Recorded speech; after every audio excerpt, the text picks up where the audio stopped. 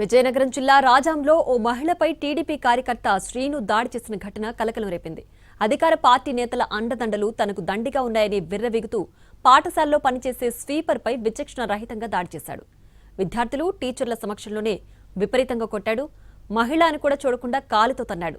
స్పృహ తప్పి పడిపోయే వరకు కొట్టాడు. దాడిని అడ్డుకున్న పాఠశాల టీచర్లు బాధితురాల్ని 108 ఆసుపత్రికి తరలించారు.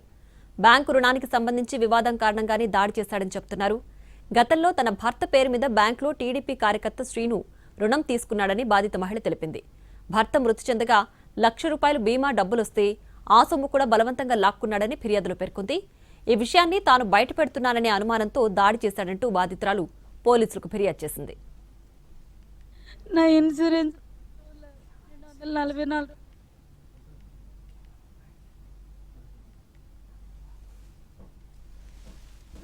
డబ్బులు ₹1,244 ఇరిగిపోయింది. ఆ డబ్బులు ఇచ్చాను సార్. నేను నా అకౌంట్లో డబ్బులు కూడా ఆడపశ్రీని తీసుకున్నాడు సార్.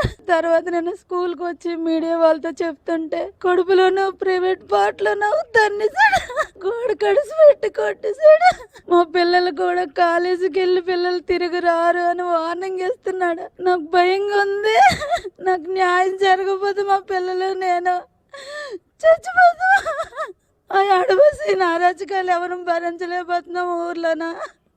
నేను మా గర్ల్స్ స్కూల్లో మా ఆయమ్మ నేను మాట్లాడుతుండగా వార్డెన్ కేజీబీ టైఫాయిడ్ వార్డెన్ వచ్చారు.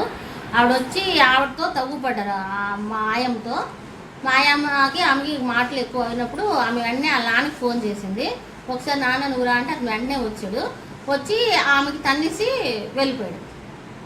నేనంటే 108 మొన్న ఈ నెల 9వ తారీఖున ఉదయం 11:30 సమయంలో మన రాజాం మండలం వందరంపేటకు వెళ్ళే రోడ్డు కానుకొని ఉన్న ఒక గర్ల్స్ హై స్కూల్లో స్వీపర్గా వర్క్ చేస్తున్న నిర్మల అనే ఒక మహిళపై వరుసకు అన్నయ్య అవుతాడు. వాళ్ళ గ్రామానికి చెందిన శ్రీను అనే ఒక వ్యక్తి దాడి చేయడం అనేది జరిగింది.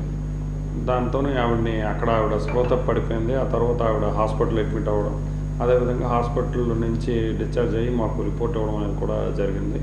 ఆవిడ ఇచ్చినటువంటి రిపోర్ట్పై మేము ప్రభుత్వ ఉద్యోగం మీద దాడి చేయడం, అదేవిధంగా ఒక మహిళను అందరి ముందుగా కించపరిచే విధంగా మాట్లాడడం, ఈ అన్ని సెక్షన్లతో కలిపి ఎవరైతే ఆ వ్యక్తి మీద దాడి చేశారో అతని పైన ఒక